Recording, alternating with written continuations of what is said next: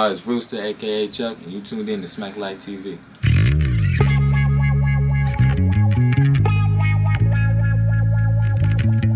What's going on, everybody? It's Rooztah Music, aka Chuck. I'm a guitarist from the DMV area. Play all types of genres, from R&B, gospel, jazz, funk, you name it, I do it. Been playing music for about, 12 years now? Probably. No, actually, about 14 years now, actually. Playing 14 years, grew up in church, so we got all gospel feel, but as soon as I got into college, nothing but rock, nothing but like that metal feel, and then came back down home and got everything else down with me. So when I met you, I think it was, I don't want to miss it. I think CCD. Yeah. At a practice. Yeah. Right. All right. So you say you started with church, you moved into the rock type music, and then how you get into the GoGo music scene? So it was funny, right? Like, for years in high school, I bashed GoGo. Because I never was a fan of it. I always thought it was just nothing but boom paps and all that. Yeah. But I had a friend in high school, at least a year younger than me. He was like a grade younger. He would tell me that he had this situation going on, this band situation that, could use me. Yeah. And I was like, man, I just didn't feel like it at the time. I just wasn't that kind of person. But you fast forward a little bit, I was coming home from college. And I was pretty much finished what I had to do. I came home and he's still telling me about the situation. And I'm like, man, you know what? I bashed this genre for so long, but I don't think I understand it. So it's like I wanted to understand what it was about that genre. And so like I went to a practice. It was an up and coming bounce beat band called Beyond Levels. Okay. Shout out to you, Dan. And that's where I got my start in it. That's where I started understanding it. But it was funny because picture like a nerdy dude with glasses going into a bounce beat scenario. I see. It was just like, who is this dude? Yeah. Like, he out of his element. Like I was too. I was way out of my element. My first practice, it was so much weed, so much stuff. I was like, I had never been around in my life. Right. So it was just like, this is different, but I stuck with it.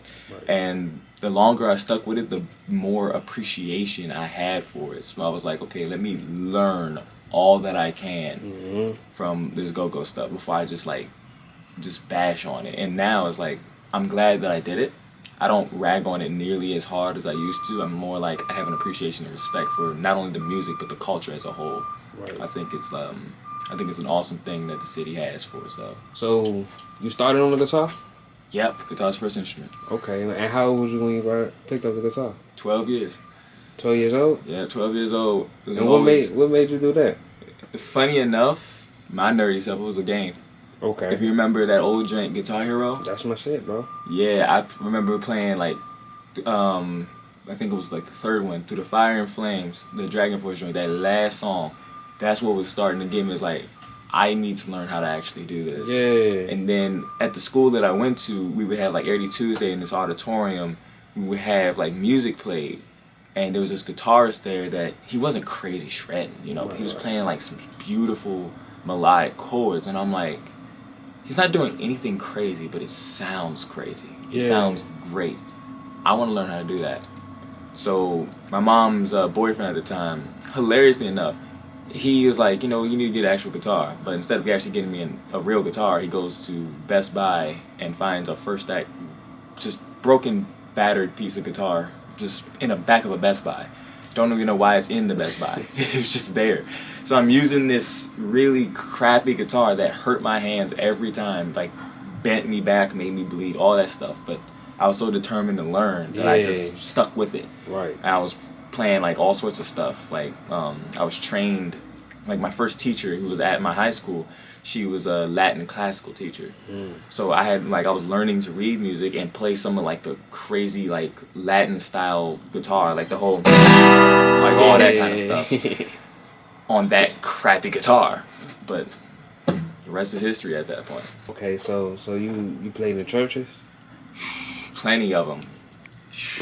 I've lost count to how many churches. I'm not going to sit here and say I played in all churches in the DMV area. I definitely have not. But I've played in quite a few churches, filled in, been a part of, but my first church, you think either it was Glendale Baptist at the time, but now it's the Sanctuary at Kingdom Square, and I think they just moved too. They moved recently to another location, but led by now Bishop Macklin.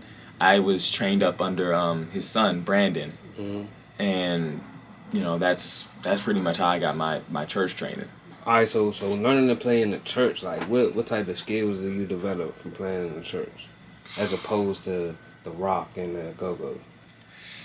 Ooh, see, that was the fun part. Church probably prepared me for almost every situation that I walk into. Rock is a bit different, slightly, but only until I learned CCM music, because then it was like, okay, you bridge that gap. But church, how it helped me was learning like basic progressions, right? Go-go, for the most part, is pretty linear. Like all songs have about 2-3 chords, and right. They're recycled chords. But learning how to play the chords was the key. So it's like instead of just playing like a basic, I learned to be like a little bit more methodical with it, just being like and that's all from church learning, like what chords do like church use, what chords do CCM use, and knowing where to go with them, like the majors and minors, the number system, all of that all came from church. Okay. All of that, and getting that feel down, and then in the go-go, that chucking stuff? Yeah. Like, in certain Baptists, I grew up Baptist, so that, all that kind of stuff. Yeah. So you learn how to, you know a good rhythm from that. So chucking and that is actually very similar, at least for guitar players. So yeah, church had a real good impact on me. All right, so you progressed into the rock. So where that lane take you? Like, what you learn from there? Oh, and before you answer that, is rock and go-go like completely different, or do you see any type of similarities in between the two? There's plenty of similarities. Like it's staggering. Like there's one thing I wish, like currently, like how you met me when I was in CCB, they had a song like Encore. That was a Linkin Park song. Yeah. And sure, Linkin Park got a little bit more black to them, they ain't black, but we all just mess with them. Like Jay-Z linked up with them. Yeah, Jay-Z linked with them. Black people mess with Linkin Park, Like we mess with them. That's our crew. So they are rock music, and the way that CCB did it, like they put that joint in like a pocket, and they let that joint ride. Okay. Black Alley has their own lane too with the rock and go-go, and it's like you can see the similarities. Rock has the same formula of like you got your verse, chorus, and your drop off, but their drop off is more a different feel, but it's still the same thing, especially in metal. Like when they have those little like, it's like the same thing as a bounce beat drop off. Like that's when white people be going nuts, and go-go black people be going nuts. So it's just it's very, very similar, and I really wish that gap would be bridged even more, where people would open their eyes to how similar that is. I think a go-go band would have to open up for a rock band or vice versa, and get all those crowds together for real. Exactly. I was in fact, without giving too much, I know CCB has been talking about trying to do festivals like Firefly. Yeah. To branch give it out. more range. Yeah, to give it more awareness, because it's about that time. Like it's staggering, really, how similar they are. They're really not too different at all. All right, so back to the rock. All right, so the rock, the metal, like how'd you get into that, and then what did that teach you? So again, from how I first started, that Guitar Hero stuff, the first song that I ever really wanted to learn was Through the Fire and Flames. Okay. Mine was what's that joint? Hotel California. That was my favorite shit. Oh, yeah, Jesus. That they had there was plenty of good songs that I was like I needed to like learn down, but that was like the one. Then Sweet Child of Mine. It was a bunch of like oldies rocks. It was mostly the old guys, like that I loved to listen to, and I was like I need to learn how to play this. So, like once I got my Latin classical down, or at least like went through that whole teaching, I was like I want to start teaching myself. So I went off to college. My first celebratory purchase was a black Ibanez guitar. Okay. So and I started making videos on it. I started doing like all types of stuff on it, and you can imagine, like, I went to school in Florida, so all types of cultures were down there. I had a little situation down there where it was like, you know, small jam sessions with other people, and I picked up so much, and they were like super rock heavy and EDM, and you know, you get all types of cultures. But the rock guys that I got with, you know, they were all like experienced, like they had been doing it for like so long. But they all had like sort of a grunge to them, not necessarily metal. I sort of went into that because of what I liked. But it was not so much of a journey because I guess that was just my feel. Right. Like I had already known how to play certain things, or already heard so much rock that I was like, I know what I want to hear out of this guitar. Right. I just have to get my fingers to do it. So that was mostly all of my training for that. And so now it's like, what I learned from rock, I translate over to not only bounce beat go-go, but church environment, like CCM and all of that. Like, they like melodic kind of rock, like that soft kind of stuff. That's really where CCM is. It's just that nice, niche, sometimes country type rock. So that's all I do. Okay. And then of course bounce beat, you know, when that beat is actually pushing, I'll give it a little bit more go. Right. Like most of my lines on the beat drop, like that I come up with, it's mostly like rock lines. Like I'll give an example. XIB's on one of their, I think their last CD. If you hear Super Freak, I do a line that's like what is it? That I first did that line with XIB in like 2019, and that was me just filling in. And now it's like they always wanted me to play it, and that's just me learning rock. That's just me knowing like specific stuff. So I just use all that I learned from every genre, I guess, and just sparse it out and everywhere else. Who are some of your influences? So I'm going to shout out the big ones first. The first one was, of course, the guy that I knew in high school. His name was Tony. That was the guy that was playing acoustic originally. That was the guy. After him, Herman Lee from Dragon Force again. But then I went into some more like, okay, Steve Vai. Then I got into Hendrix. Then Stevie Ray Vaughan. And, oh my gosh. Jesus, B.B. King. There we go. Got him. And then to some more of the Tim Henson. Can't forget Tim Henson. Then like some of the local guys. I love Bob. If anybody knows Bob, Backyard. I love how Bob plays. But there was this one guy who mentored me from church. He went to the same church I did. Shout out to you. It was Mel. Mel, a lot of people know him. He plays for TCB currently. But he was the one that kind of like, he wasn't teaching me, but he helped me grow through guitar. Like learn some basic techniques. It's like, hey, instead of playing this, try playing this progression. Try doing this lick, kind of like, you know, just helping me out. We got a great friendship off of that. So I do give him props because he definitely did help me out with some stuff. Yeah. What's your goals with the music? Where you want to see the professional? You're a professional guitarist, like okay. Yeah, I really do this. This is like, in fact, is it 2019 to about now? I've had my first experiences doing this full time and paying my bills off of strictly this. That's a blessing. So yeah, it was a huge blessing. I thank God for it every day. It was my first time ever really being able to do it, and just this year, you know, it was a lot of chaos, right? We had COVID and all types of stuff that threw me off, and me having to try to pick up small contract jobs. 'Cause I do IT. Okay. So it's like, you know, I pick up small contracts and stuff, but, you know, especially when COVID hit, you know, them layoffs was real. Yeah. You know, this was my first year ever having to do anything like unemployment. I've never had to touch it. I always thought it was like, nah, this is just, I never wanted to ever think about unemployment. But it's like I had no choice this year. It was just that hectic. But it was funny though, as I want to say around April and May, that era is like I started picking up a small like job. You know, it was about a month, and as soon as that ended, I started getting certain calls. Yeah. Like the call that I just handled was a guy in New York, or really he was in LA, but he was putting a show together in New York for a Grammy-nominated artist. and he wanted me to fill in. He already had the band together. It was a New York-based band, but he called me from D.C. to go all the way to New York. Paid my way and everything. Pretty much paid for my food, liquor, hotel, travel expenses, all of that. I didn't have to touch my wallet for nothing. He just got me up there and said, I need you to play here.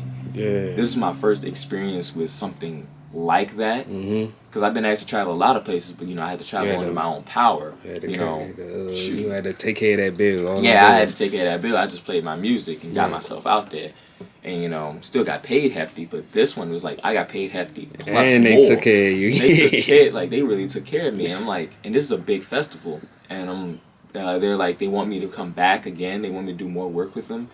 And I'm like, this is a huge blessing. Like, fresh out of COVID. This is what's happening. So as far as like what I see in my goals and what I see in my life, I'm like, I think I want to do this. Or at least want to get some tours under my belt, which is like, glory to God. I think this is actually happening probably like by the end of this year. I may have my first one, God willing. But I want to have at least a few tours under my belt, work with some, of course, amazing artists. Have a few records out, claim some income from BMI and ASCAP, all of that. And then some bragging rights, say I did some BET Awards type stuff. Say I was on a Grammy stage. Say I worked with this person, that person. And then I think it's like, after all that is said and done, old man me I'd probably be like Stanley Cooper. I'll just play some spot shows every now and again, but I'll probably be just chilling in life. I don't have nothing else to really prove or do. I'm just loving guitar and just chilling. As far as, what would you tell the youngest, or not even just the youngest, but the youth that's interested in picking up the guitar? Anybody. I won't even say just the youth, because I've met some old people that have been interested. But I will say this. The guitar is an awesome instrument to get into. But it's demanding. It is going to hurt you. You're going to be very frustrated. You will be pissed off at yourself a few times. But the payoff to that is all the more amazing. Because once you like that one little lick, that one little line that you've been working at for so long, you start getting it easily. You're like, oh my God, this was it. Like, if you're learning guitar and learning keys is something different, right? Because you're holding down metal to wood using your fingers. That's the part where it's going to hurt you. Like just doing this chord, at first you're going to sound like it's going to hurt. But when you get that clarity, it starts sounding great. Then you're like, okay, what other positions? All of that comes with time and discipline, knowing your scales, all that practice that you have to do, putting in that work. That's all it is. It's just putting in that work and knowing that the end result is going to be the most awesome experience you've ever had. You'll have a lot of fun. Just keep working at it. That's probably what I would say. There has been this weird thing where a few people have been, not even a few, it's actually been a good amount of people in GoGo that have taken exception to the fact that I have played for or am playing for multiple, like, say, GoGo groups, bands, startups, etc., right? And they all respect the old ways. And don't get me wrong, I understand where that respect comes from. But I think I never really said my piece to why I did it the way I did it. Earlier in the interview, I had said that I really didn't, I knew nothing of GoGo.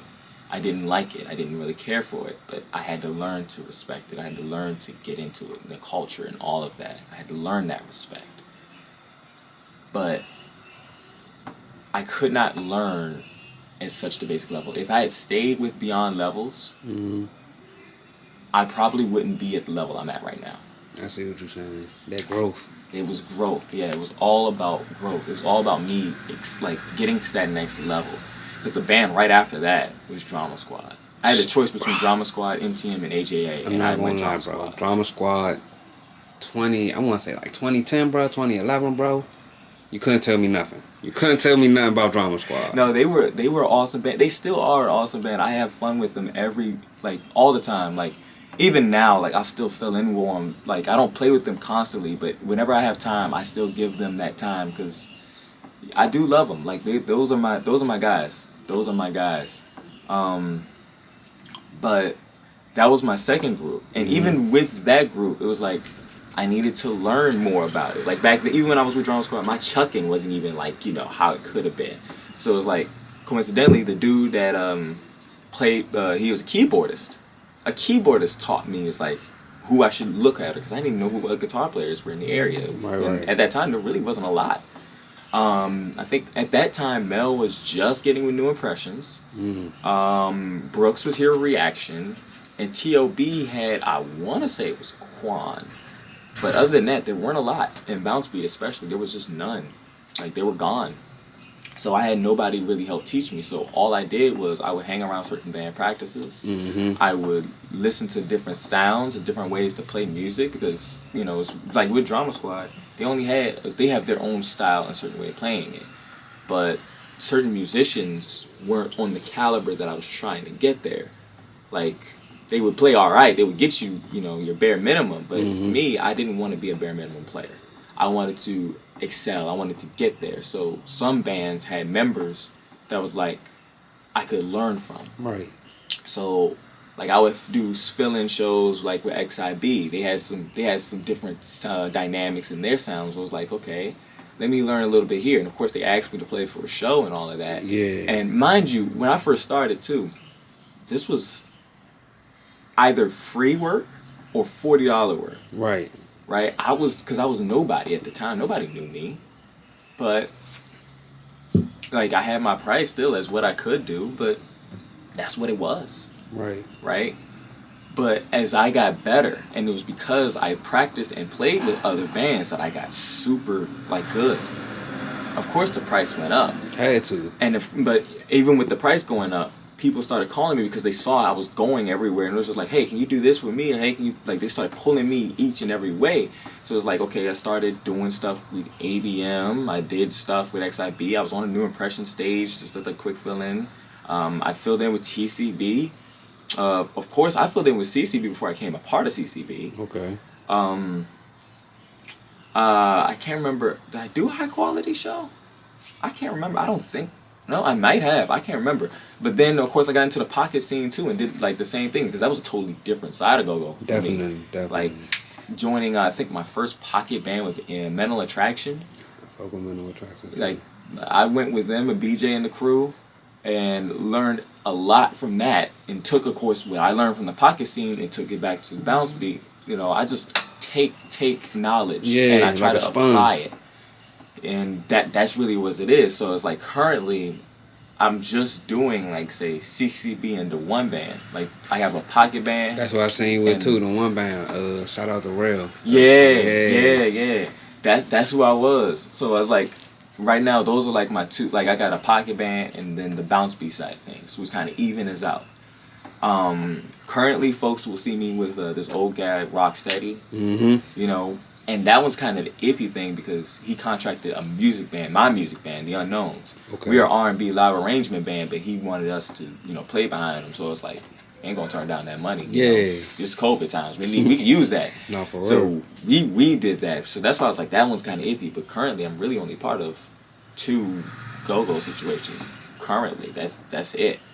But as far as my why, it really was just to learn. It was to get as much out of GoGo as a whole, the entire culture, and take it and do as much as I could with it. Right.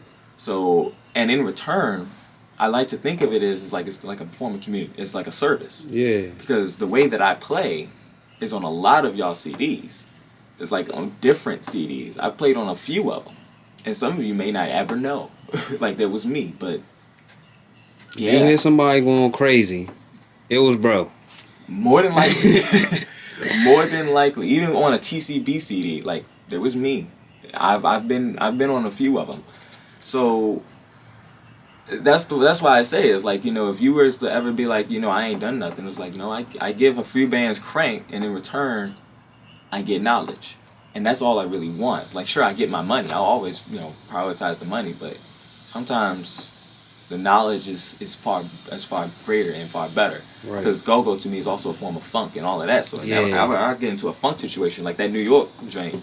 I'd be like, okay, I got a little rhythm to me now. I got a better rhythm to me now. Yeah. And it's like, shoot, we cranking a little different. In fact, even in New York, fun fact, we did a EU song or an EU kind of S song. He put that little in his set. Yeah. He put that whole joint. I was like, oh, I know how to play this. I was the only one that really made that song pop. 'Cause being from DC, it was like you had that feel. You I already knew what to do. Yeah. So they didn't do it completely go-go. They did it more like the CeeLo Green type go-go way. Yeah. But it was like it's the fact that it reached up there. Yeah. And because I knew how to do it, which I wouldn't have learned just playing. To be completely honest, I would never just learn playing Beyond Levels, Drama Squad, XIB. I learned it from everything. That cultivation, That that different entire everybody. Yeah, and so I was able to take that, go up there to New York, and it's like I helped build that sound up there. Damn. So it's like it's not just me taking from the culture. I'm trying to give back to it with it too. It's not just me trying to be like a whole vulture. It's not me just trying to disrespect it by playing with multiple bands. This is me just trying to grasp as much knowledge as possible and then giving it back in however way I can. Trying to add to your greatness, build your greatness. Exactly. And in return, you get greatness from me. Right. All right. Are you familiar with I think her name Ariel? She. Oh, Neil. The Beyonce's guitar player. She did some stuff with Belladonna and True Potential thing. She was been around. Yeah, I got familiar with her. We was at some practice. I don't even know if the band still out, so I ain't even Steel band? Stu band, that's what it was. Stu. That. So she was in that joint, bro. Y'all two my favorite guitarists from out here. I can't lie, cause I seen her, bro. I didn't know who she was. Then she started actually playing, bro. I'm like, bro. Oh no, she is a dog, man. Like as far as female guitarists go, she is probably from the area. Her and Taylor.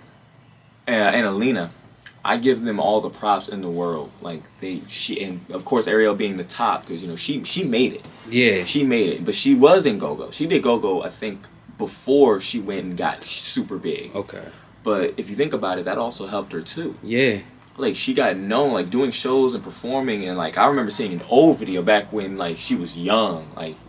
She was with, I think that at that time was True Potential, but she was doing her solo. She already had that performance feel and all of that, and then she gets picked up. Now she's playing for Beyonce, you know? Yeah. So it was like props to her. But that's again, it's just taking the knowledge from here. Yeah. And she's played with a couple of bands. She probably didn't do it at the same time, like how I did it. I ain't gonna hold you, but she got all that knowledge. I know it wasn't just from one place. Right. And I think she is still in the area. I was supposed to do some work with her. Still gonna see if I can do that though. We'll see. Just watch CCB's page. See what happens. It's gonna be dope. I already know. I'm in anticipation right now, bro. Yes, sir.